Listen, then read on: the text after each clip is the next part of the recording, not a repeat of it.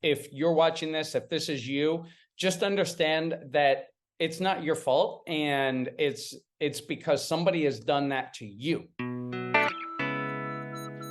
Hey guys, so a parent asked this, and I thought this was very important because this topic is amazingly important to get right. And I see some things here that, to be honest, it might be a little bit common and it might not be, but I mean, if this sounds like something that you're dealing with or someone that you know is dealing with, then this is for you. So, hi all. I'm looking for advice on how to help redirect my 5-year-old who is always wanting to play pretend. When I saw this, I was immediate, like I had red flags buzzing all over the place. She constantly wants to pretend to be different animals or characters and doesn't want to respond to her name and insists on being called the name of the character. It's not just like pretend play for a game, it's constantly happening. I have tried talking to her, but it's not helped much. Is there any way to redirect her into a different game or way to play? Or a better way to help her understand that this type of pretend isn't appropriate at all times, so that when it is okay, everyone can enjoy the game with her. Okay, so this is the classic case of what successful people who help other people become successful. This is the exact kind of case when they say, when we are little, we have our imagination wide open and our imagination is very strong. And we have people and society and schools and education that suppress it and bring it down and tell us to be realistic. This is the classic case of that. And if you're watching this, if this is you, just understand that it's not your fault, and it's because somebody has done that to you. Somebody has stifled and quenched out your imagination. So that means that you think that it's normal to bring down the levels of imagination. But successful people all over the world, like the top successful people, Albert Einstein was quoted to say, imagination is more important than knowledge. You want your kids to be brilliant. You want your kids to be smart. You want your kids to be successful. Read them more fairy tales. You want them to be even more successful. Read them more fairy tales, right? So Walt Disney, imagination is everything. Any creative genius, they will tell you that imagination is everything, because imagination is limitless. What we know, that's limited. Imagination is limitless. And kids have this intense gift that we don't have as adults, or that we've had, quieted, that they have an boundless imagination. So the suggestion I gave to her, and that or him, I actually don't know who this is. I just kind of assume that it's a mother, because most people in these communities are mothers, which, if you're a father listening to me, get on your game. We need help too. Raise your parenting game, raise the father game. It's no shame to ask for help here. But anyway, I digress. Okay. So I'm looking for ideas on how to help redirect my 5-year-old who has always wanted to play pretend. They are 5 years old. Their job, she is constantly wanting to be a different animal. Their job is to play pretend. They're 5 years old. Their job is to play pretend. So she is taking her job. And this is one thing that this person said, the parent said to me, they're taking it too seriously. Their job is to play pretend.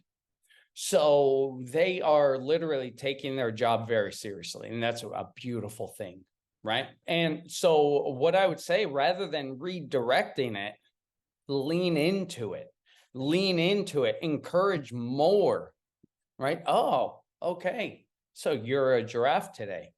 Very nice. What did you eat? and turn it into a teaching moment. All right, what did you eat? You know what giraffes eat? What? I mean, they're 5. Maybe they know, maybe they don't. This is a daughter because they use the word her and she. But so do you know what giraffes eat? What? Giraffes eat plants. That's why they have long necks, so they can eat the tops of trees, right? So turn it into a learning moment. So how are you going to eat trees? Go show me how you eat trees, right? Lean into it. She constantly wants to play pretend and be different animals. We talked about that, and characters and doesn't want to respond to her name and insists on being called the name of the character. That is beautiful, because in her mind, she is, whatever, this character. She is Belle. So oblige, do it.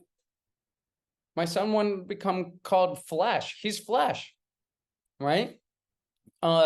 That's who they are, right? Sometimes he wants to be called Hulk. Oh, I thought you were a Flash. No, I'm Hulk now. Okay, Hulk, you're really strong. Smash something, right? So lean into this. It's not just like pretend or a game. It's constantly happening. Absolutely. It's not pretend. It's not play. It is real. And that's the beauty of it. That's the beauty of it right here. It's not like pretend game. It's real. And that's why it's so important to keep that imagination, keep the strength. I've tried talking to her, but it's not much help. And to be honest, we don't want that kind of help. We don't want to be that kind of help. Is there any way to redirect her? We talked about that.